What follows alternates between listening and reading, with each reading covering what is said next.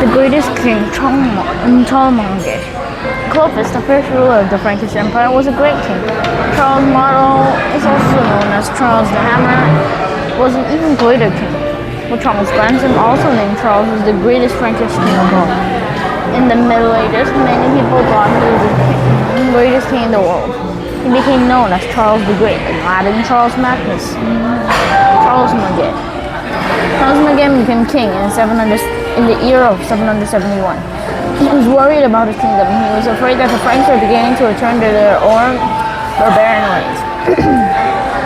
They were forgetting about Christianity and were going to church and having their children baptized. Their children weren't taught how to read and write. So Charles Martel set out to make his kingdom prosperous and Christian. He sent hundreds of monks to copy out the manuscripts of scriptures. He built new roads and bridges so that teachers and priests could travel easily through the lands of the Franks. He put a famous monk named Alcuin in charge of starting schools for boys all over the kingdom. And he tried to make the Franks cleaner and more civilized. He taught them better ways to farm, ordered them to bring their children to church.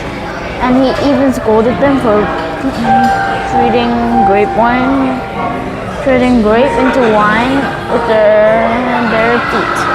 But most of all, Charlemagne fought wars. He spent 30 years fighting wars to make his kingdom bigger. He led his soldiers into battle himself, brandishing his golden sword just over his head. And when he won, he was ruthless. He forced his prisoners to be baptized as Christians or die. Charles Martel's kingdom grew and grew. He fixed up the old kingdom crumbling Roman mold so that they ran all through his new empire. He ordered new bridges and churches built, and he told his builders to copy the Roman arches and columns in his new buildings. The next time Charles Martel was as old as his grandfather, he ruled over an empire that contained Roman buildings, Roman boats, and half the land that used to belong to Rome.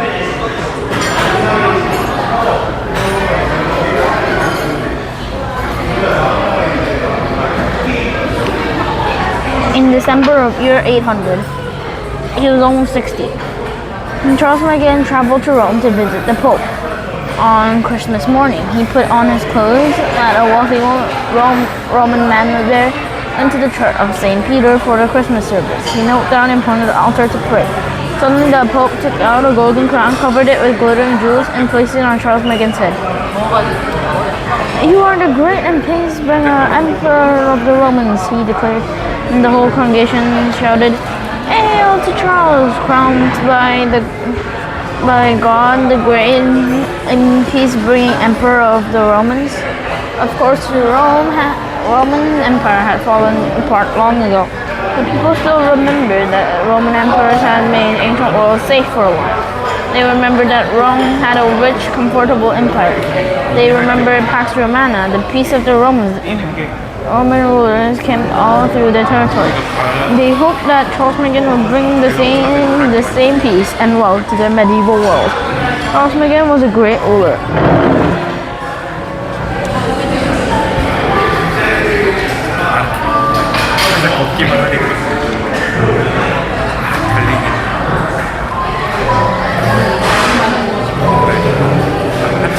But his empire was never as powerful as the ancient empire of Rome. And although he wanted to be educated and civilized as Julius Caesar and other emperors of Rome, Charles Martel had never been taught how to read and write properly. He hired teachers how to make his letters. Then he was an old man. He kept the writing tablet under his pillow. Whenever he woke up at night, he would sit up in bed and practice making letters on his tablet. He never learned how to write. In a matter of fact, you'll probably be better than Charles Martel. Better write, you probably will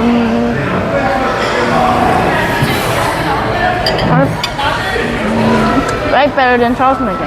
Charles the Great, the Roman Emperor of the Middle Ages.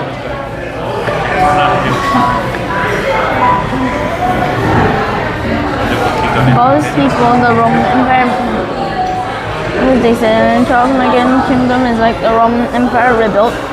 So we can live in peace and prosperity just as the Romans of the old.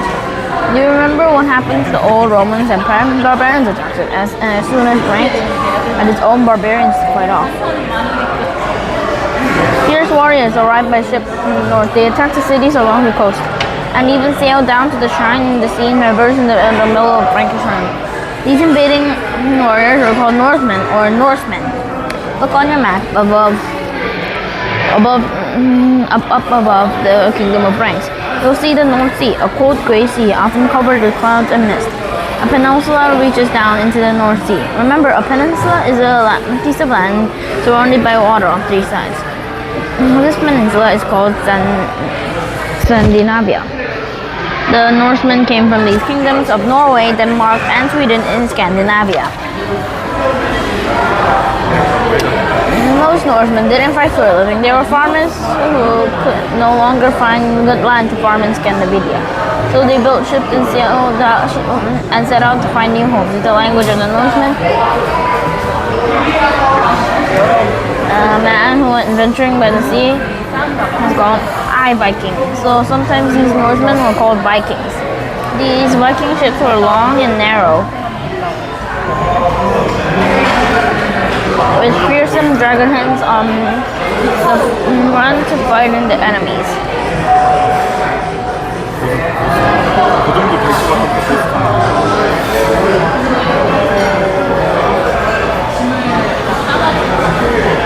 The ships were built with an unusual flat bottoms. Boat builders in other countries made their boats round bottoms that they jutted beneath the water. With the long body boat, you can only sail in deep water. Otherwise, if you have your bottom of the boat and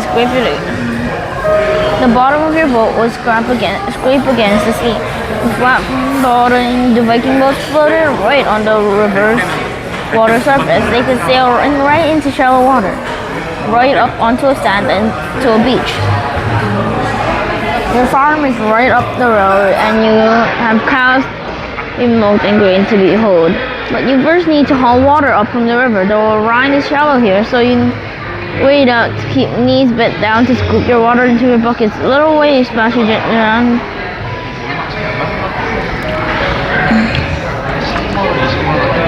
Another sound is mingling with the splash of waves. It could be a muffled sound of oars.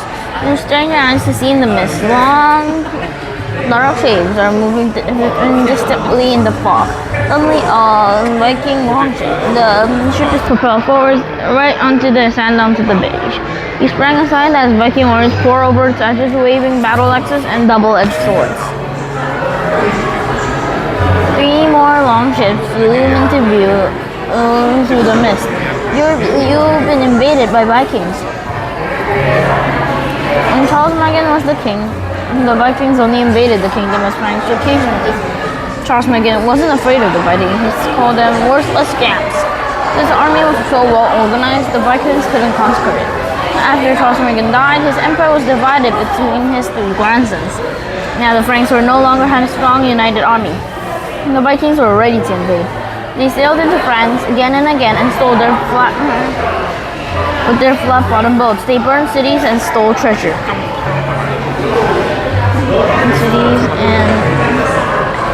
They raided the western part of France so often that the king of the Western Franks finally gave them a piece of it for their very own. Now Vikings had a new homeland. The Franks, called the Northmen, suddenly became Normandy. Do you know what happened to the barbarians who settled down in Rome? They became more and more like Romans. So the same thing happened to Vikings. After they settled in Normandy, they learned how to speak and dress like the French. Many of them converted to Christianity, and they were no longer Viking. The Vikings had become Normans. Eric the Red and Eric's son. The Vikings sailed down the coast of Europe all the way to Spain. They sailed into the Mediterranean Sea, and they sailed west into the Atlantic Ocean.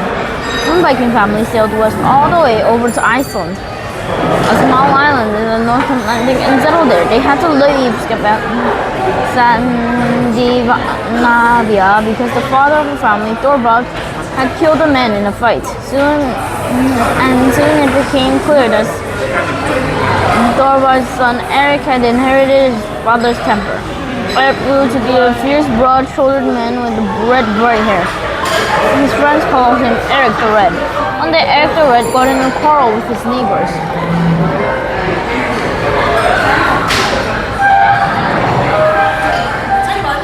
Argument got louder and louder until it soon turned into a fight. By the time it ended, two of Eric's neighbors were dead. Other Vikings in Iceland ordered Eric the Dead, Eric to leave. Eric the Red to leave Iceland. So Eric sailed west again, looking for a new home. And soon he came across the shores of a brand new island. An icy, rocky, bright place so far. Wait for this one.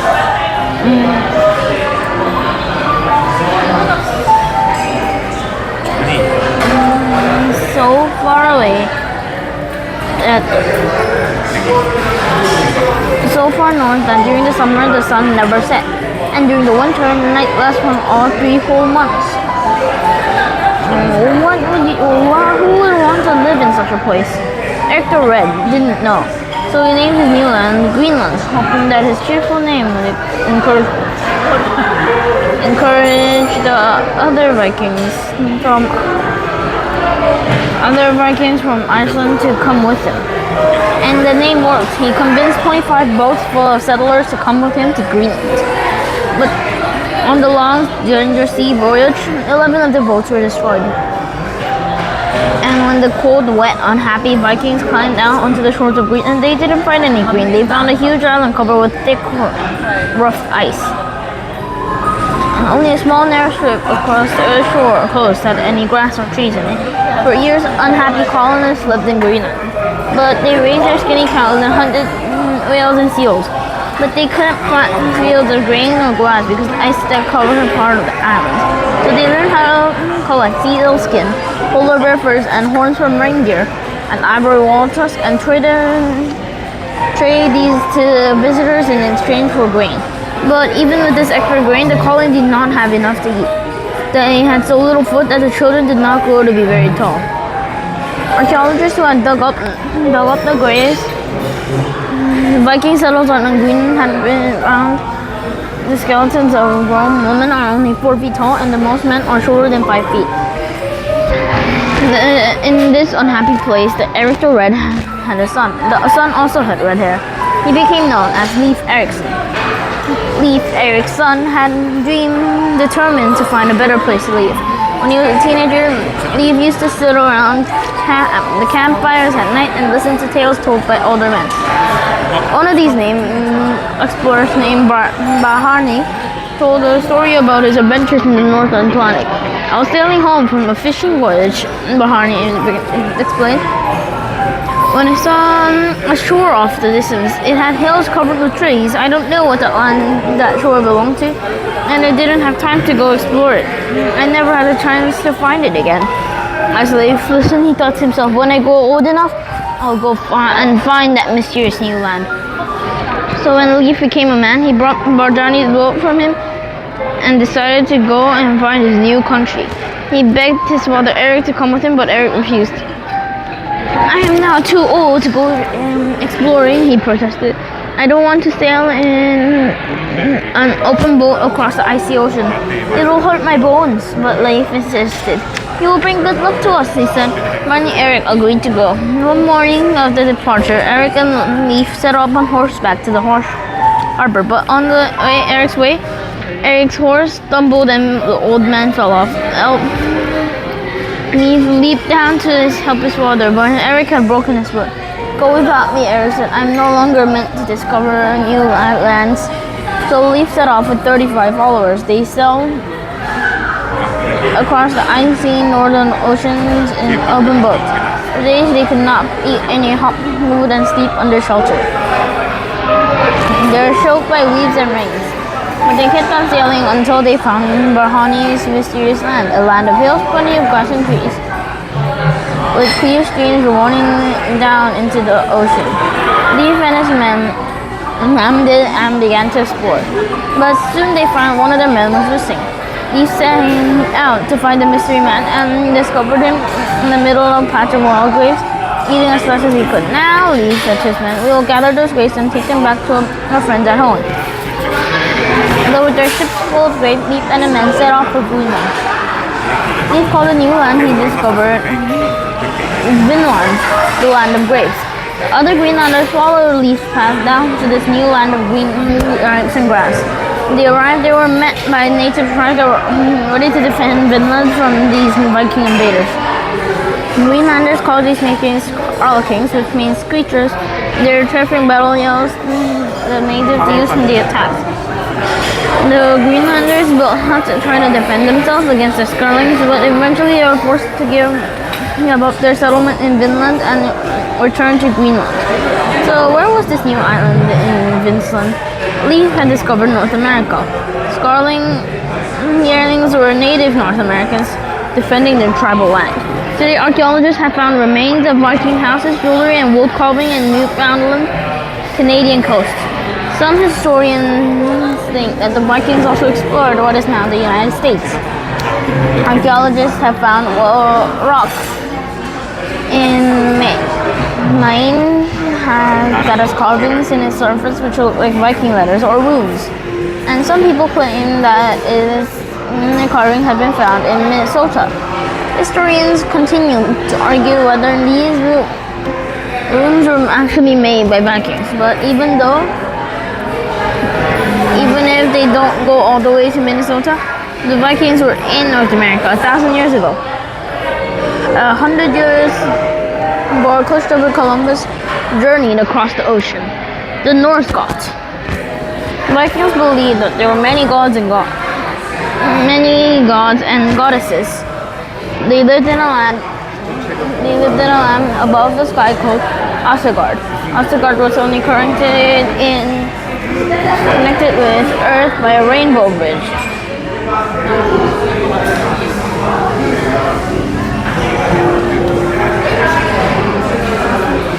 The Vikings believed that Odin, the king of the gods, lived in the great feasting halls in Valhalla. After the great battles on Earth, Odin would send warrior maidens called Valkyries down into the rainbow bridge and gather up the souls of dead warriors and bring them to Valhalla. Thor, the thunder god, was the most warlike of all the Viking gods, so he was one of their favorites. He was a short-tempered god, always getting himself into trouble for no reason, like thunderstorms that blow suddenly out of the middle of a hot afternoon. This is one story the Vikings told about Thor. Thor and the Giant King. One fine afternoon, the gods were feasting in Asgard. They ate, they drank, they told stories.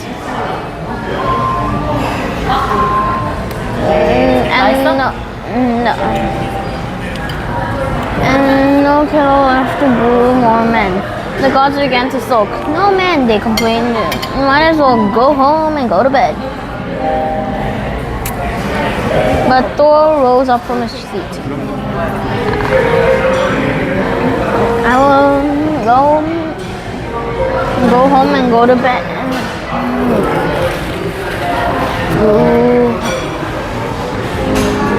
Go get men for the feast, he said.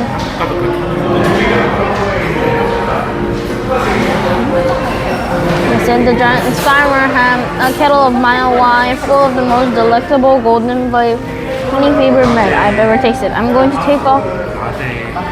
off to take this kettle and this mead. So Thor leaped into his goat-drawn chariot and drove it above the rainbow bridge to Earth. He drove thunder.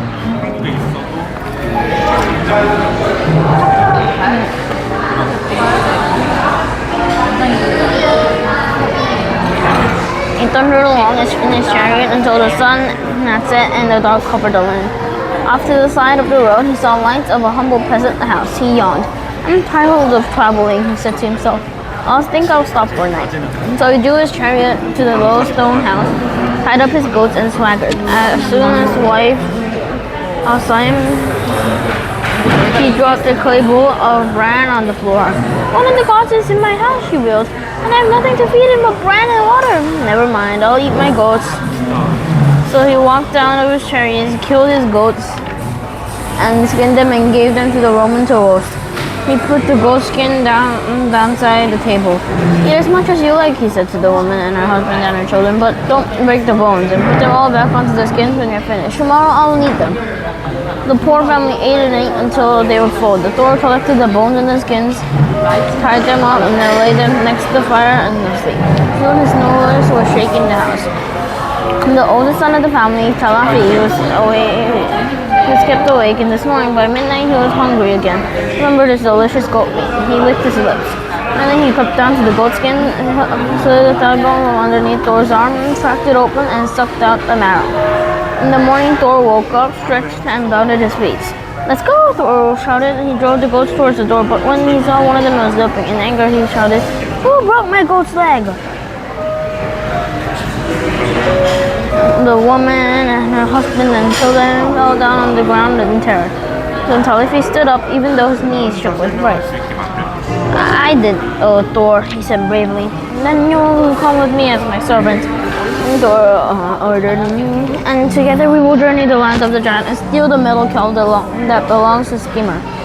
Soon the two set off. Thor yawned again. "Time for a nap," he said. "Look around for a place where I can rest undisturbed." He halted the chariot. Talifi scurried off. Soon he returned. "There's a cave just around the next corridor, Thor," he reported. "It has 5 dry, warm caverns. We can sleep there." Thor followed the boy around the bend into the room. Sure enough, a cave with 5 smaller rooms is visible through the trees. He lay down in the nearest cavern, pulled his cloak over his head, and drifted to sleep.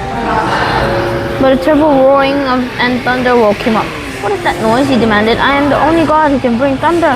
He scrambled out of the cave, and from him followed the sound of the roaring. On the other side of the door, he saw an enormous man asleep, snoring.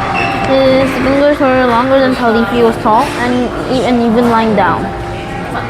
His stomach was higher than Thor's head.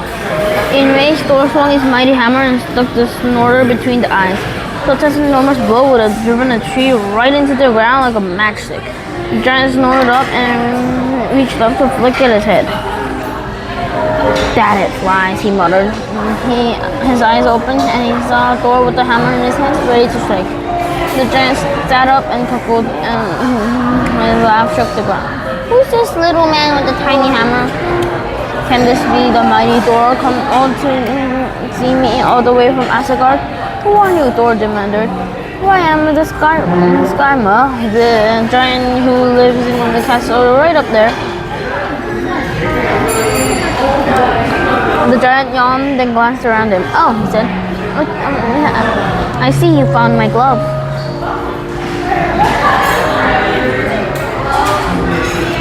"I wondered where I found it." And with that, he picked up the cave where Thor had been sleeping and drew it into his hand. When Thor realized that the 5 caverns had actually been fingers of the giant glove, he felt foolish. He was determined to steal Conrad's kettle. "Well," he demanded, "aren't you going to ask me in for a feast? Do you not know how to welcome the gods?" "A feast?" Skymir said. "Certainly, come on, little man." He leapt to his feet and strode across the ground, each step covering a mile. Thor wiped his goats to gallop just to keep with him. Talifi was left far behind. Soon they arrived at the gates that reached so far into the sky Thor could not see the tops. Skymir pushed them open and showed Thor into his feasting hall. Thor clambered up onto the bench and stretched his neck to peer up onto the table. There he could see Skymir's kettle, and next to it an enormous horn filled with mead. "I offer you some mead, but my horn is too large for you to drink from." "Nonsense, give it here." He seized the horn and to his lips he drank until he thought he could burst, but the mead in the horn remained the same level.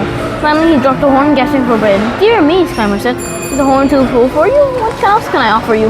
Perhaps you better be off going with my cat." He lifted his finger, and an enormous tree cat bounded onto the hole. It patted Thor with one enormous paw.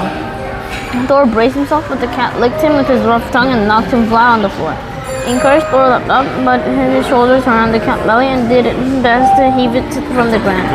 But the cat arched back and purred. All Thor could do was lift one paw from the ground. You're weaker than I thought, Skimmer said gloomily. I'll find you a playmate worth your strength. He opened the door into the hall and shuffled an old bent woman so ancient that he could barely move, so shriveled that she seemed more like a raisin than a human being. Here, Skimmer said, wrestle with my old nanny. Thor hugged himself with the old woman, but she raised one skinny arm and threw him to the ground and pinned him there. He struggled and hummed and strained, but one on his chest and kicked him to the ground. Skymar leaned down. Well, Thor, he said, do you think you can steal my kettle now? Thor, humiliated, could only shake his head. Let me tell you what you have done.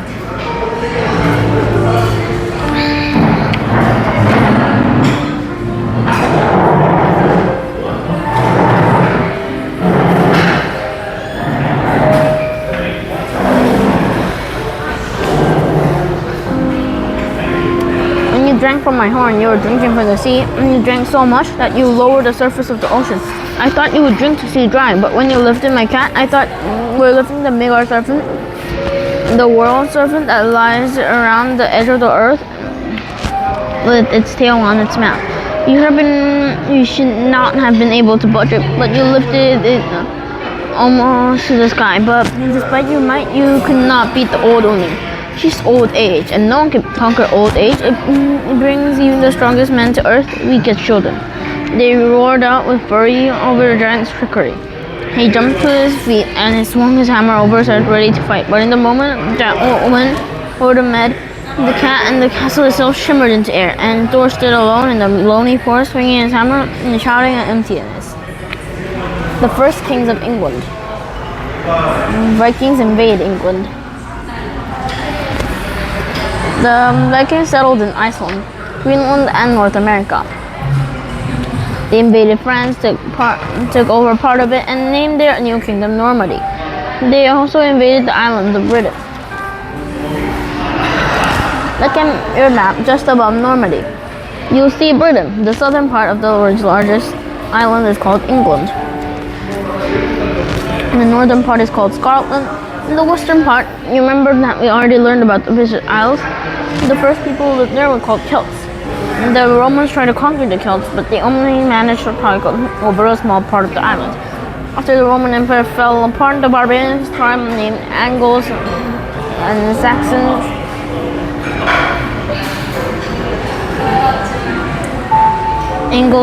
came into England and settled there. Many of the Celts returned into Scotland, Ireland, and Wales.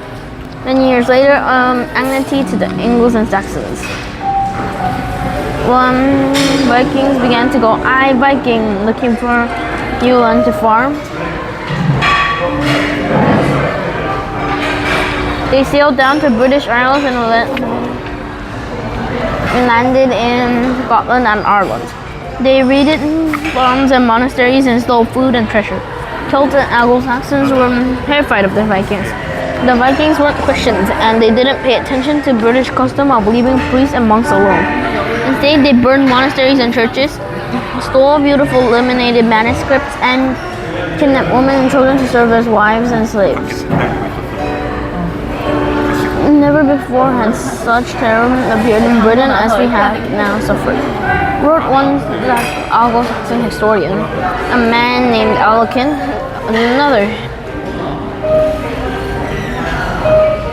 another history was written during the Middle Ages. Anglo-Saxon chronicles said they lay waste in everything in sight, trample the holy relics on their foot, throw everything down the altars.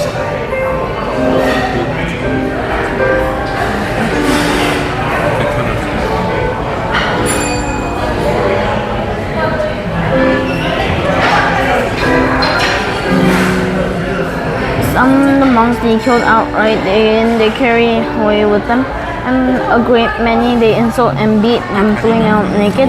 Some of these Viking invaders took their treasure and went back home, but others decided that they liked Ireland and Scotland. They claimed some of their land as their own and settled down and to farm on it.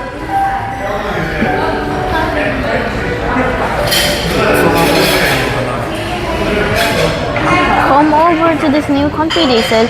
It's a rich land here, no one to defend it. Why did Vikings find it so easy to attack Britain? Britain did not have a strong king to fight back. In fact, England was divided into 7 different kingdoms. Maybe if they all joined together under one leader, those kingdoms would have driven the Vikings out, just like Charlemagne did over the land of the Franks. But separately, the English kingdoms were too weak to resist. So the Vikings kept on coming. In 866, a huge band of Viking invaders called the Great Army landed in England, led by 2 Viking brothers named Haldofar and Oliver the Boneless. Oliver the Boneless got his name because he was so long and skinny that he looked like he'd been stretched out like silly putty. The Great Army marched through England, capturing kingdoms left and right. They spent 10 years raiding England farms, fighting, looting. They began to settle down. Ivan the Boneless went over to Ireland with his men and settled in England and divided his conquered lands among his men. Now the Vikings were living on farms of their own. Viking farms were in the middle of England, and there was still plenty of English land to the south, down the kingdom of Wessex. And the Vikings weren't done fighting yet. They all wanted all of England, not part of it. And without a strong king, English could not defend themselves. Why not keep going south? The Vikings asked themselves. We'll conquer all of England right down to the sea. The Vikings didn't count on meeting a strong English king down in the south. Soon the king would lead the English against the Vikings and defeat them. Alfred the Great. The kingdom of Wessex down in the south of England watched the Viking invasion with fear. When the Viking arrived at the borders of the kingdom, the noblemen of Wessex collected bags and bags of gold and went to meet them there. Here, they said, take our gold and go away. The Vikings took the gold and went away for a little while. But one Holovan commander named Godolphin decided that he wanted Wessex after all. Soon he took a band of fierce fighters with him and headed back down to the south. Give me more gold, he demanded, or I'll invade, the pixel of Wessex thought. 맛있어? 맛없어? Soon we're going to run out of gold. 맛있네. We need a strong king to defend.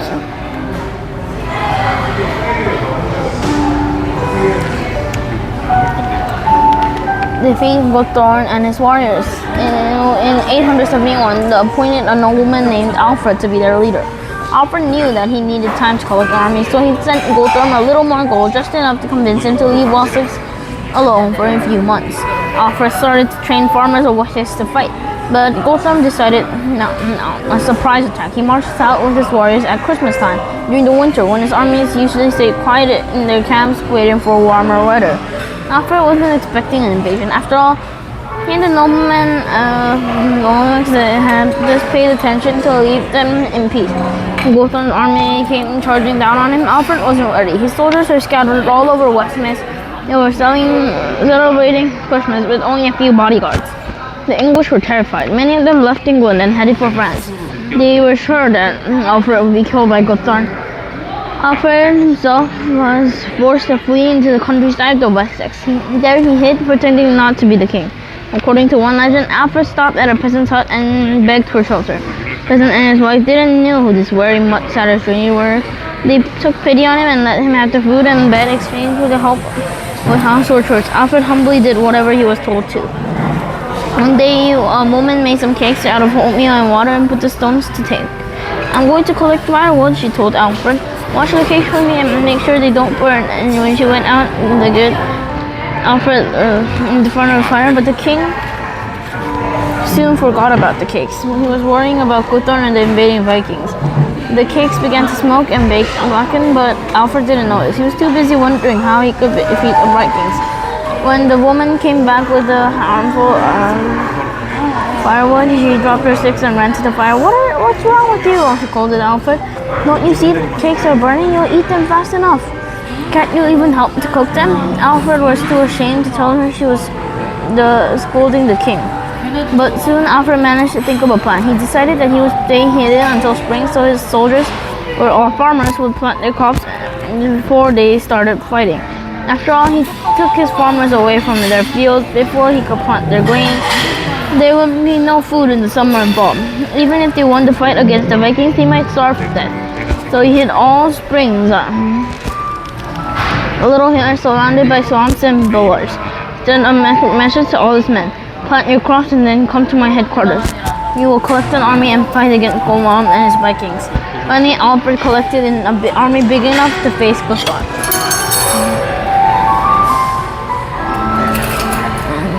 In the meantime, Guthrum's army had shrunk. Many of his warriors had gotten bored waiting around to fight. They had settled down to grow crops of their own instead. By the time two armies met, the English were as strong as the Vikings. They fought an enormous battle at a place called the Salisbury Plain, and the English drove the kings right off the battlefield. The kings fled into a nearby castle and barreled into the gates. So Alfred and his men surrounded the castle and kept food and water growing into it. Soon Guthrum and his Vikings could no longer hold out. They surrendered and Guthrum agreed to go away. He traveled back north and settled in to raise the crops. The warriors had become farmers. Alfred had truly become a king. When Alfred died, he was buried in a cathedral in Wessex. But later his body was moved to another church called Hydaby. Hydaby was destroyed and a prison was built over top Alfred's grave, and then a prison was destroyed as well. The English forgot where Alfred's body lay, and just a few years ago, in 1999, archaeologists figured out Alfred's grave was under a parking lot. They dug it up the parking lot and found pieces of rock that belonged to Alfred's coffin. The bones were gone. What happened to them? No one knows. Perhaps the prison inmates found Alfred's bones. This is the end of this video. Bye.